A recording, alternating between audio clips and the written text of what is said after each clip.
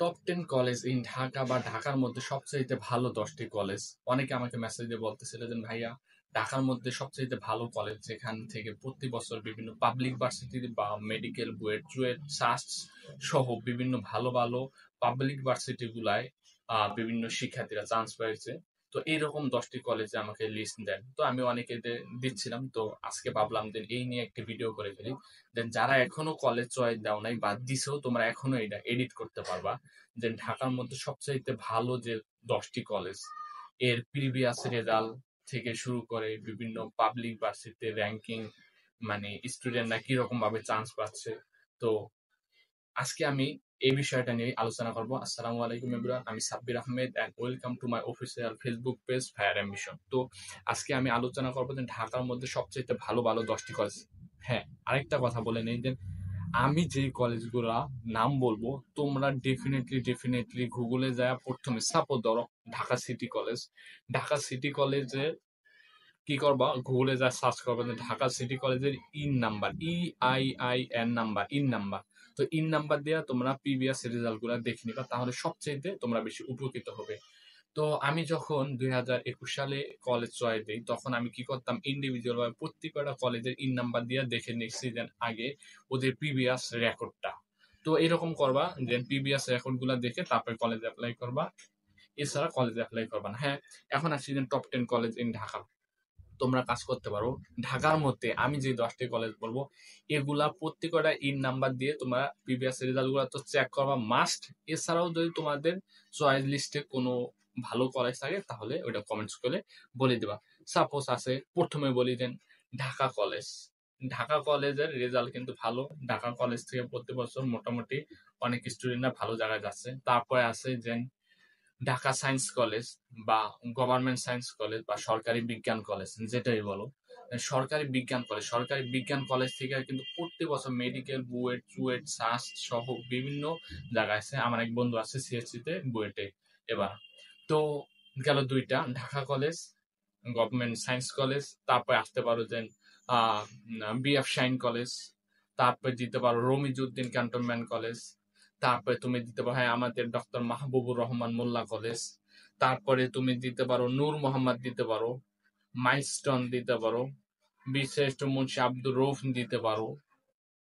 এগুলা র্যাঙ্কিং কিন্তু ঢাকার মধ্যে সবচাইতে ভালো। তারপরে মেয়েদের জন্য দিতে পারো শামসুল হক দিতে পারো, ভিকারুন্নেসা দিতে পারো, BNC ডেঞ্জারাস। তো এরকম আহ এরকম যেগুলো আছে টপ গুলা, এগুলা প্রত্যেকগুলা তোমরা যারা এখনো দেও নাই বা দিছো, এগুলা বারবার তোমরা ইন নাম্বার দিয়ে চেক করে নিবা যে প্রিভিয়াস রেজাল্ট ইনস্টিটিউশন রেজাল্ট। তো তখন দেখবা যে একটা সার্কেলের মতো আসবে, আর সেখানে প্রতি বছরে মানে না হলো 2-4 ইয়ারেরটা চেক করবা। ও আরেকটা বলে দিই যে সবুজ বাগ এটা নতুন হয়েছে। তো সবুজ বাগ গভর্নমেন্ট কলেজ, এটা সবুজ বাগে অবস্থিত, তোমার বুদ্ধ মন্দিরের পরে। তো এইটা দিতে পারো, এটা কিন্তু তোমার নতুন কলেজ, কিন্তু এটা কিন্তু রেজাল্ট থেকে শুরু করে এটা পড়ানোর পারফরমেন্স খুব ভালো। যেমন আমাদের একটা ফ্রেন্ড পড়ে আসছে, তো আমাদের সাথে ছিল। তো বললো যে অনেক অনেক হাত দিয়া পড়াশোনা করায়, মানে নিজেদের মতো এবার প্রাইভেটের মতো এইভাবে পড়াশোনা করায়। দেন সবুজ বা এটাও তোমার কলেজে চয়েস লিস্টে রাখতে পারো। এরকম আমি আরেকবার বলি যে ঢাকা কলেজ, সরকারি বিজ্ঞান কলেজ, DMRC কলেজ, তারপরে শামসুল হক খান কলেজ, তারপরে বিশিষ্ট Noor Mohammad college, Abdur Rauf, Dhaka city, Ramizuddin cantonment, BF Shaheen, Milestone. এই ধরো এইরকম 10টাই বললাম। দেন এরকম এই 10টা এগুলোর রেজাল্ট কিন্তু ভালো এবং প্রতি বছর প্রায় মোটামুটি ভালো একটা অ্যামাউন্ট কিন্তু আহ এদের থেকে বিভিন্ন পাবলিক ভার্সিটি সহ মেডিকেল বুয়েট চুয়েট সাস্ট রুয়েট এগুলায় চান্স পাইতেছে। তো তোমরা এই কলেজগুলো দিতে পারো। ও আরেকটা ভালো একটা কথা, ইম্পর্টেন্ট কথা যে এগুলোর সরকারি এর মধ্যে আছে যে মাত্র 4টা, এর মধ্যে সরকারি সরি ঢাকা কলেজ, সরকারি বিজ্ঞান কলেজ, টৌজবা কলেজ, এই 4টা হলো সরকারি। এছাড়া যেগুলো আছে সবগুলো কিন্তু প্রাইভেট, বুঝছো? তো এই প্রাইভেট গুলা যখন দিবা, এর মানে ইয়াগুলা দেখে নিবা যে তোমার মান্থলি কি পরিমাণ খরচ যাইতে পারে বা ভর্তিতে কি পরিমাণ খরচ যেতে পারে। আমাদের DMRC তে কিন্তু মোটামুটি 4,500 প্লাস প্রতি মান্থে লাগবে, আর ভর্তিতে প্রায় 16,000 থেকে 18,000 এরকম অন্যগুলাই। তারপর আবার বিএফ শাহিন কলেজের একটা রিভিউ আমি সম্ভবত দিছি। বিএফ শাহিনেরটা দেখতে পারো। তারপরে যে মাইলস্টোন, মাইলস্টোনে কিন্তু মোটামুটি ভালো একটা খরচ আছে, বুঝছো? এগুলো ভালো করে মানে এনালাইসিস করে নিবা। তো এনালাইসিস করলে তারপরে কি হবে, দেন বুঝতে পারবা দেন তোমার খরচটা কি পরিমাণ পড়বে বা কি।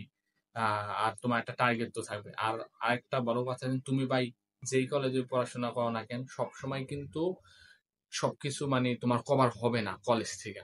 তো সেক্ষেত্রে তোমার কিন্তু বাহিরে এক্সট্রা টিউটর বা তোমার অনলাইনে ক্লাস লাগবে বা লেগে আসছে সবারই কম বেশি। তো এর বাহিরেও কিন্তু তোমার মোটামুটি খরচ আছে।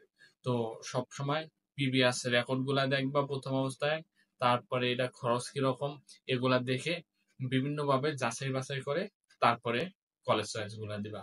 এই তো। তো আগামী ভিডিওতে আসছে আরো ভালো কিছু ইনশাআল্লাহ তোমাদের জন্য ইনফরমেটিভ হবে।